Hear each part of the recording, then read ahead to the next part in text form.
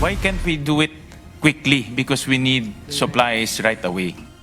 Sa gitna ng patuloy na krisis sa enerhiya at mataas na presyo ng langis, nananatiling tali ang kamay ng gobyerno para kontrolin ang presyo nito.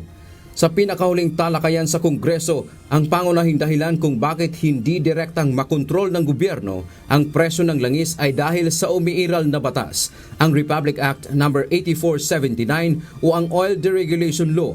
Dahil sa batas na ito, ang industriya ng langis sa Pilipinas ay deregulated na. Ibig sabihin, ang mga oil company mismo ang nagpapasya ng kanilang presyohan batay sa takbo ng merkado, bagamat hinihimok sila ng gobyerno na magpatupad ng mga rollback kung kinakailangan. Sa madaling salita, ang batas ay nilikha upang alisin ang kontrol ng pamahalaan sa presyo at supply ng langis at hayaan ang puwersa ng merkado at kompetisyon ang magtakda nito habang naglalagay ng safeguards laban sa mapang-abusong gawain. Ang Pilipinas ay dependent sa pag-angkat ng langis mula sa ibang bansa. Dahil dito, ang bansa ay itinuturing na hostage ng pandaigdigang merkado. Kung ano ang presyo sa world market, yun ang kailangang bayaran. Ang presyo ng langis sa mga gasolinahan ay nakadepende sa international trading. Ang mga sanhi o factor na hindi kontrolado ng Pilipinas, gaya ng gulo sa Middle East at maging ang mga pahayag ng world leaders ay nagdudulot ng biglaang pagtaas o pagbaba ng presyo. Ang gobyerno mismo ay walang sariling mga pasilidad para sa impakan o refinery ng langis. Ang kasalukuyang inventaryo ng langis ay nasa kamay ng mga pribadong kumpanya na may limitadong kapasidad lamang, kaya mabilis tayong tamaan ng price shocks kapag may krisis sa labas ng bansa. Maaaring maitanong ng ating mga kasangbahay o kababayan, bakit hindi na lang umangkat sa ibang bansa para mapababa ang presyo? At bakit kailangan na magpaalam ng Pilipinas sa Amerika kapag bibili sa Russia o ng Russian oil? Kahit nais ng gobyerno na bumili ng mas murang langis mula sa ibang bansa tulad ng Russia, hindi ito magawa ng basta-basta dahil sa mga international sanction. Batay sa paliwanag ng Department of Foreign Affairs o DFA, may ipinataw kasing sanctions ang United Nations o UN sa pamamagitan ng Security Council laban sa Russia nang atakehin nila ang Ukraine. Bagamat ang mga sanction laban sa Russia ay nagmula sa mga resolusyon ng UN, ang US Department of State at Department of Treasury ang may praktikal na kapangyarihan na magpatupad, mag-alis o magbigay ng mga exemption o waiver sa mga ito. Bakit nga kailangan magpaalam sa US? Because time is of the essence. And we need the oil yesterday.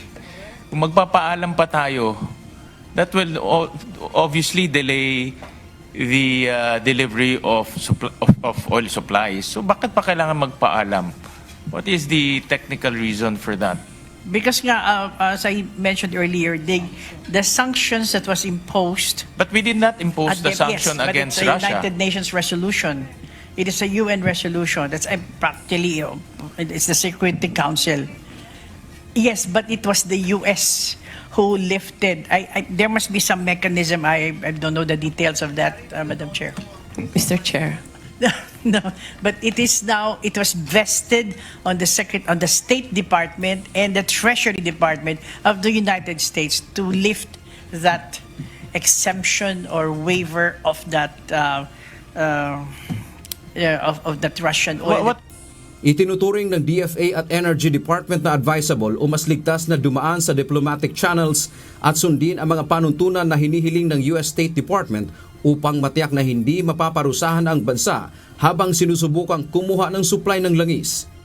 If we pursue as with the private sector of the Department of Energy or of DOE, then there is a possibility that sanctions might just be imposed on that. I mean, this is just a rhetorical question, but there is such, and therefore, our embassy in Washington, the diplomatic service is really very keen in making sure, because we did it already. We had that window, and we were able to get Russian oil. Pwede tayo mag-order diretso. Hindi na kailangan magpaalam. Tama? We just follow the diplomatic channels, Mr. Chair, Which is as government to government. Ang mga sanction ay mahigpit na nakakabit sa world financial system. Dahil dito, ang anumang transaksyong pinansyal na may kaugnayan sa mga sanctioned na produkto tulad ng Russian oil ay kailangang dumaan sa pagsusuri ng US upang matiyak na hindi ito lalabag sa mga umiiral na batas at regulasyon. Ipinapataw ang sanction sa pamamagitan ng pagbabala sa mga pribadong kumpanya na kung makikipag-ugnayan sila sa mga sanctioned na bansa nang walang clearance, maaari silang habulin o patawan din ng parusa ng gobyerno ng US. Ang ganitong parusa ay maaaring makaparalisa sa operasyon ng mga kumpanya. Ito ang dahilan kung bakit maraming kumpanya ang tumatangging bumili ng langis hanggat walang malinaw na pahintulot. For our private companies, they don't want to buy unless it's lifted kasi baka sila habulin daw ng US. Mr. Chair. So they wanted that, they wanted the clearance before they buy. Ang pagpapatupad ay may kasamang mga partikular na windows o waivers na ibinibigay sa mga piling bansa. Halimbawa, ang Pilipinas ay kailangang makipagnegosasyon sa pamamagitan ng ating embahada sa Washington DC upang makakuha ng sariling exemption para sa mga partikular na request ng bansa.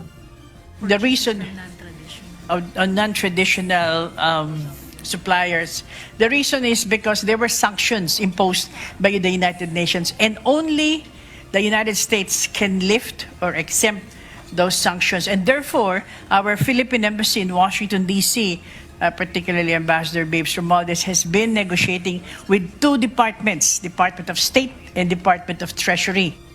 Sa ilalim ng kasalukuyang sistema, ang papel ng Department of Energy o DOE ay limitado lamang sa pagbabantay upang matiyak na walang hoarding o labis na pagsasamantala sa presyo o profiteering. Ayon sa kagawaran, kailangang balikan at suriin ang Oil Deregulation Law upang bigyan ang gobyerno ng kahit kaunting kapangyarihan na makialam sa presyo tuwing may matinding krisis. Ang tanging nagagawa ng gobyerno sa ngayon ay magbigay ng targeted subsidies tulad ng fuel subsidy para sa mga tsuper at isulong ang pangmatagalang solusyon tulad ng paggamit ng electric bike upang maiwasan ang sobrang pagdepende sa imported na langis. Dandiamento UNTV, News and Rescue. Diyos ang aming sandigan, serbisyo publiko ang aming pinahahalagaan.